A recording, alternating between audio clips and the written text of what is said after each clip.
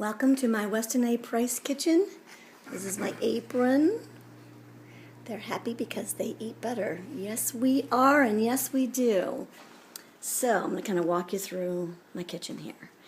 This is my Berkey water filter, and it's the 2.5 gallon size.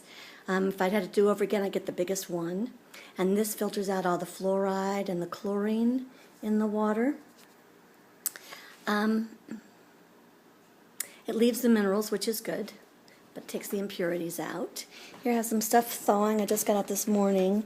These are pork neck bones, which I've never cooked before, but my farmer says they are excellent, and I'm going to try them, like in a stock pot. I'll get the recipe and let you know how it is. This is brisket, which I will actually use in like a pot roast. Really good. And some short pork shoulder roast, which I'm going to use as breakfast meat since I'm out of pork belly. Darn it. This is delicious raw milk butter that my farmer made for me, and that's a bag of bread. That's my husband's bread. We make all our own bread. It's delicious, and we use it for toast. Actually, I don't eat bread. I don't eat bread anymore, but both my sons and my husband eat a lot of it. So for toast and sandwiches, your basic. Let's see. These are sprouts. I'm sprouting wheatgrass, and I've never done it like this. There's a little, like a ½ inch of soil in the bottom of that. Saw it on YouTube, and I punched a couple little holes down here in the bottom. So there's one on the other side. So I can water it every once in a while and then pour the water out.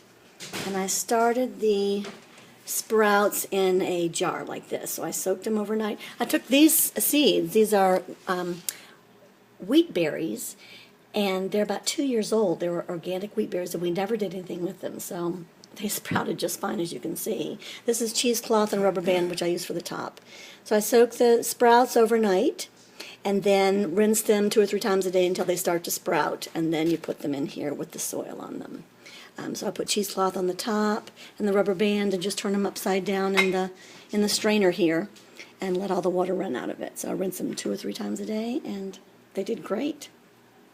This is our compost bucket and old coconut oil. This is a gallon size of coconut oil, organic.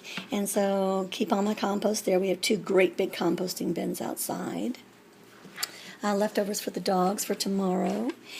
These are our eggs that we get, pastured eggs from a friend who has duck eggs. These are giant duck eggs. So they feel glassy on the outside and delicious, a little richer than regular chicken eggs. So this is a mixture of chicken. These are bantam chicken, so smaller, and then all different colors. This is a green duck egg. This is kefir, raw milk kefir, and there's a big chunk of kefir grains in there. Maybe I'll pull some out for you so you can see them. I do this every day. I pour that off. This is diatomaceous earth that we eat at night. I put it in my dog's food. Big thing of sweet potatoes. I'm dehydrating sweet potatoes right now for dog treats, and underneath there's a tray of liver for dog treats. So that's our dehydrator. It costs $50. Nesco. We use our Cuisinart all the time, and our Vitamix. There's usually a bottle of red wine on the counter. Coconut oil, which we use to cook with. Making soup today with our delicious and extraordinary broth, and lots of vegetables, some rosemary. There is rice in there, although we usually keep the rice separate, but there's some in there today. Homemade ghee, which is great to cook with. It has a much higher smoke point, so you can cook things hot. This jar is used coconut oil that we fried in, and then I filter it with a funnel and a coffee filter and put it back in there. Salt and pepper. The salt we use is real salt right now. Got all the minerals, all the good stuff still in it. We do use some liquid aminos. We like the flavor, and there's, I can't think of the name of them now. And then there's garlic in there as well, but we have big cloves of garlic in the baskets on the counter.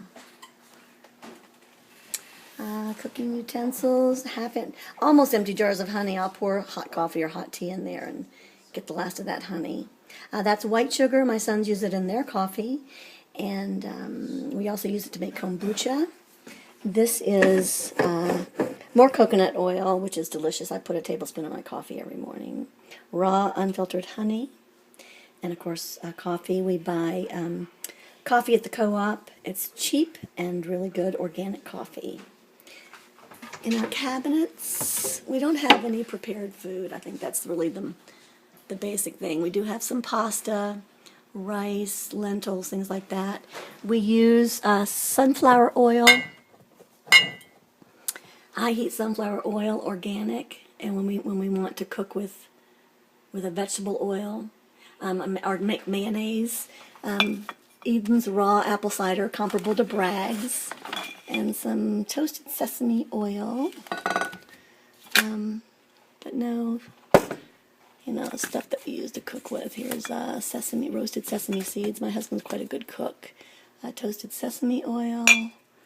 That's for homemade pizza. The hot peppers ground up that we dried.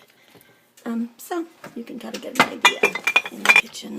These are spices, and what's not in here is garam masala, which is our favorite thing. We ran out of it, so need to get more of that.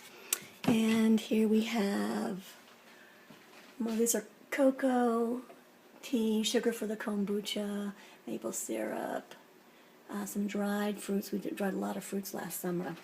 Dried bean cherries, oh my God, they're so good. And this is a vanilla bean. And a big thing of salt, real salt, that we buy in bulk at the Good Foods.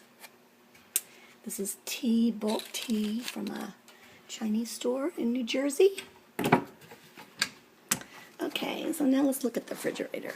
Hang on. So you can't look at my refrigerator because the light's burnt out and broken, and it's dark in there and kind of scary, so I pulled out all the main stuff. Of course, raw milk from my farmer. This is what my farmer, Wholesome Living Farm, calls Holy Cow. And he takes a whole cow and grinds it up. And so it's ground beef, hamburger. And then this is organic peanut butter from the Good Foods Co-op. We buy 2 big jugs of this every week and go through it. It's $4 a pound, so comparable to what you buy in the grocery store. This is homemade sauerkraut, my first batch, and it's turning out pretty good. It's a little bitter, but just my first time. Really easy to do. This is raw cream from my farmer. Oh my goodness, that's the good stuff. And then this is what we always have. We have 3 more jars of this. We used 1 to make the soup on the stove. And this is chicken broth, and it gels quite a bit. And this is made with the bones from a pasture chicken, and also a whole bunch of extra, like 10 to 15 extra chicken feet in the broth making process. And you can make anything taste good using chicken broth. But we've always got, as soon as we get down to 1 jar, we'll cook another chicken and make more broth. Let's see, here is my sauerkraut in the making, the other jar. I'm using a little top from, see, some spills out the top. But this is a top from Ferment-A-Cap, so you don't have to mess with it. And there's a plastic thing in here that keeps the sauerkraut under the brine, so you can see the liquid is up above everything. So there's a plastic disc in there holding the sauerkraut down, and then there's a glass, like a little glass heavyweight to keep the plastic down, keep everything down. So, and that's doing pretty good. Let's see. So I think, I do want to show you one more thing. Try to avoid the rest of my house as we go through here. And here's my kitchen. This is my kombucha brewing station. This is a 5-gallon continuous brew setup. I need to add more tea today because I took some of it out. But it'll fill all the way up to the top, and actually I have another one of these. We usually have 10 gallons going at one time because we drink a lot of kombucha. There it is, bottled for the second ferment. Put it in that little cage so that in case something breaks, it doesn't go flying all over the house. These are more trays for the dehydrator. This is our water distiller that's now broken, and we use distilled water to make broth, which is great because it doesn't boil down and get too salty. And also my husband drinks it. It is mineral free, so we don't drink a lot of it. And there's my WAPF Kitchen. Okay.